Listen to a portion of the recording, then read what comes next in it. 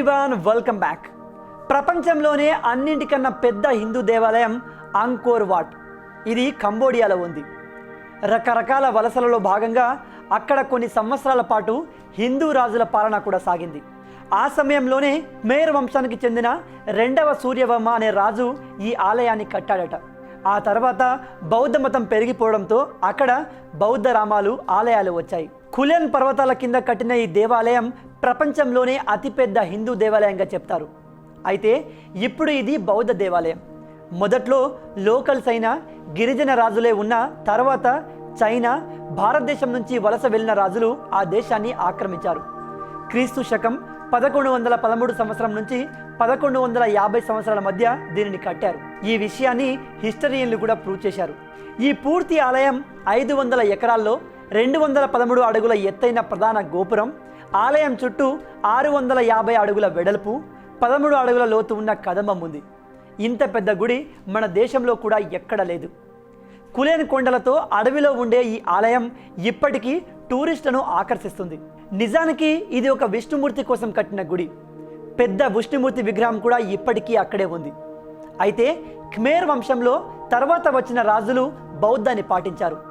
ఆ సమయంలో ఈ గుడిని బౌద్ధ రామంగా మార్చారు. ఇక్కడ మార్చడం అంటే గుడిని కూల్చడమో లేదా మాడిఫై చేయడమో కాదు. ఆ గుడిలో దేన్ని కదపకుండా బుద్ధుడి విగ్రహాన్ని తెచ్చి ఆ గుడిలో పెట్టారు.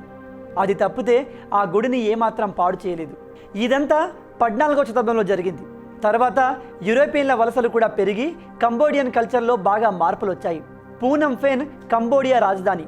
ఇక్కడ కరెన్సీ కంబోడియన్ రియాల్స్. కానీ కంబోడియాలోని లావాదేవీలన్నీ అమెరికన్ డాలర్లో జరుగుతాయి. లోకల్ కరెన్సీ వాడకం చాలా తక్కువగా ఉంటుంది. అధికారిక భాష ఖమేర్. కంబోడియా దేశ అధికార మతం బౌద్ధం. ఆ దేశపు పాపులేషన్లో 90% మంది బౌద్ధులే ఉంటారు. వియత్నాం, చైనా మూలాలు ఉన్న ప్రజలతో పాటు దాదాపుగా 30 రకాల గిరిజన జాతులు ఇక్కడ నివసిస్తున్నారు. ఇప్పటికీ రాచరిక విధానం అమల్లో ఉంది ఈ దేశంలో. ఈ విషయాలన్నీ విన్న తర్వాత ఈ దేశానికి ఎలా వెళ్ళాలని మీకు అనిపించవచ్చు. ఒకవేళ మీకు అలా అనుకుంటే ఇక్కడికి వెళ్ళడానికి మరీ ఎక్కువ ఖర్చు కాదు. కేవలం 20 నుంచి 30 వేల మధ్యలో కొన్ని ట్రావెల్ ఏజెన్సీలు అంకోర్ వాట్ టూర్ను ఏర్పాటు చేస్తున్నాయి. అయితే అంకోర్ వాట్ టెంపుల్ మాత్రమే కాకుండా చుట్టుపక్కల ఉన్న దేవాలయాలు కూడా ఈ టూర్ ప్యాకేజ్లో భాగంగా ఉన్నాయి. ఒకవేళ ట్రావెల్ ఏజెన్సీతో కాకుండా సొంతంగా వెళ్ళాలనుకుంటే ముంబై, ఢిల్లీ నుంచి సియాం రీప్ సిటీకి ఫ్లైట్స్ ఉంటాయి. సియాం రీప్ ప్రాంతమంతా దేవాలయాలు, బౌద్ధ రామాలు వేలలో ఉంటాయి. అవన్నీ చూడాల్సినవే. సియాం రీప్ చేరుకున్న తర్వాత అక్కడే లోకల్ టూర్ గైడ్స్, ట్రావెల్స్ ప్యాకేజీలు తీసుకోవచ్చు. లేదంటే వెహికల్స్ అద్దెకి తీసుకొని కూడా తిరగవచ్చు. సో గాయస్, మొత్తంగా ఇది ప్రపంచంలోనే అతిపెద్ద హిందూ దేవాలయం గురించిన కొన్ని విషయాలు.